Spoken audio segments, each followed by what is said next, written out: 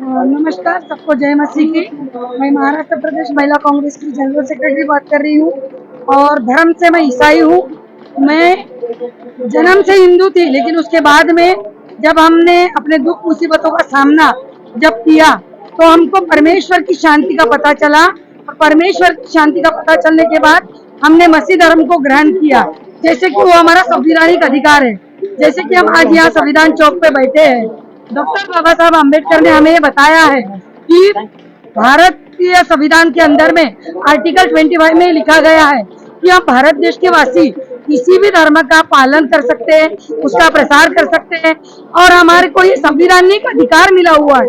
तो इसमें ये आज जो मौजूदा सरकार है, जो फडणवीस की सरकार है, जो बीजेपी की सरकार है, ये जो खैरात करने की बातें करते हैं, ये जब आमदार बनते, जनप्रतिनिधि बनते और संविधान के ऊपर हाथ रखे, संविधान के ऊपर कसम खाते हैं कि मैं भारतीय संविधान का आदर करूंगा, भारतीय संविधान के अनुसार मैं चलूंगा, तो वो असंवैधानिक बातें कैसे कर सकते हैं?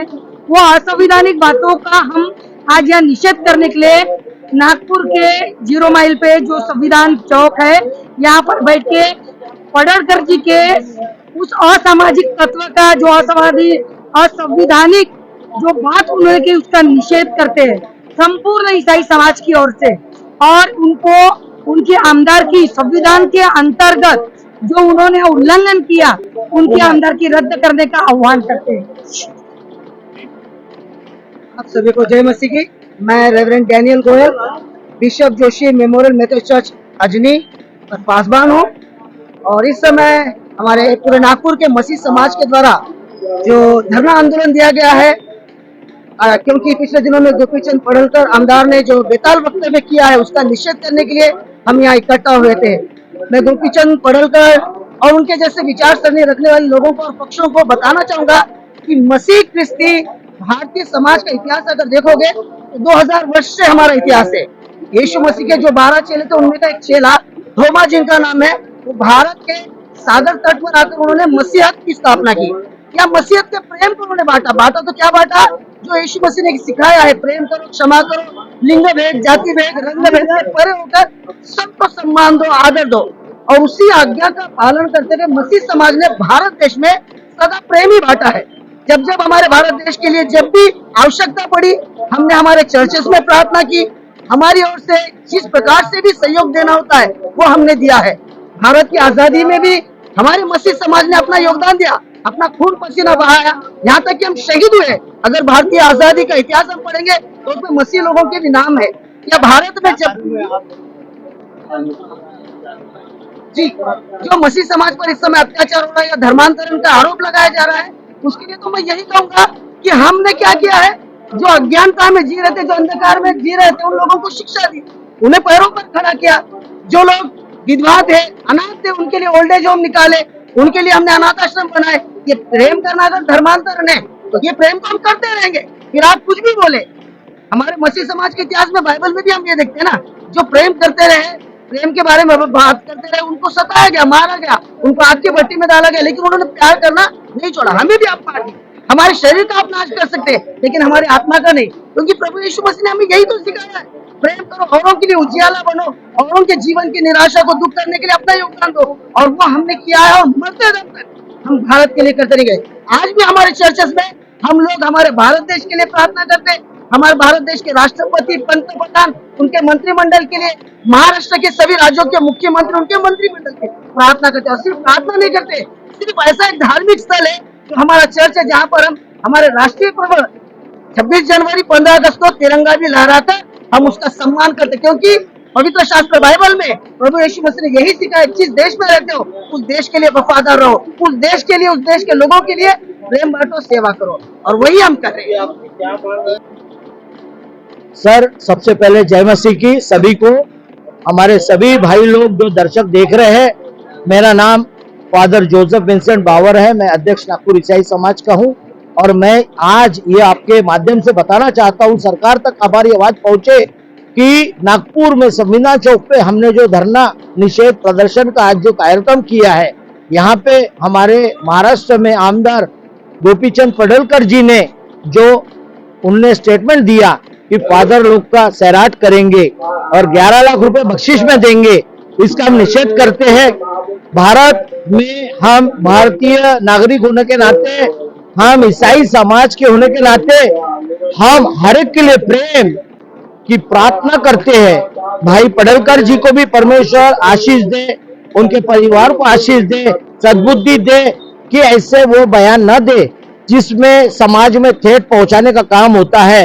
मजहब नहीं सिखाता आपस में बैर करना, क्योंकि हम में हिंदू, मुस्लिम, सिख, ईसाई, चर्चेस में मैं सबको बताता हूं परमेश्वर प्रेम है और सभी धर्म से परमेश्वर ने प्रेम किया। यूहन्ना 3:16 में परमेश्वर का वचन कहता है कि परमेश्वर ने जगत से ऐसा प्रेम किया कि उसने अपना इकलौता पुत्र दे दिया, ताकि जो कोई उस पर विश्वास करे उसका नाश ना हो परंतु उसको अनंत काल का जीवन मिले। भाई पडलकर जी के भी जीवन में और फडणवीस जी के और संज्ञान में ये बात लाना हम चाहते हैं कि महाराष्ट्र में जो प्रेम और जो शांति बनी है, वो शांति कुछ लोग भंग करने का प्रयास कर रहे हैं। तो धर्मांतरण का जो आरोप लगाया जाता है, उसके लिए मुझे ये कहना है कि सर अभी तक कहीं धर्मांतरण का कोर्ट में साबित नहीं हुआ है। आरोप पे आरोप हम पे लगाए जाते हैं कि लोभ देके, लालच देके हम लोग चर्च में बुलाते हैं, फिर उनको धर्मांतरण करते। अगर सर हमको धर्मांतरण करना रहता तो हमारे क्रिश्चियन स्कूल्स है और हमारे स्कूल्स में बच्चे आते हैं हर धर्म के, तो हमने आज तक तो किसी का धर्मांतरण स्कूल में नहीं किया। हाँ, चर्चेस पे लोगों का जो हमला हो रहा, कुछ असामाजिक तत्व है जो महाराष्ट्र में विकसित महाराष्ट्र जो है उसको देवेंद्र जी फडणवीस जी की जो सरकार है उसको कैसा कुछ ना कुछ बात करे और कैसे समाज में अशांति लाने का कुछ लोग प्रयास कर रहे हैं।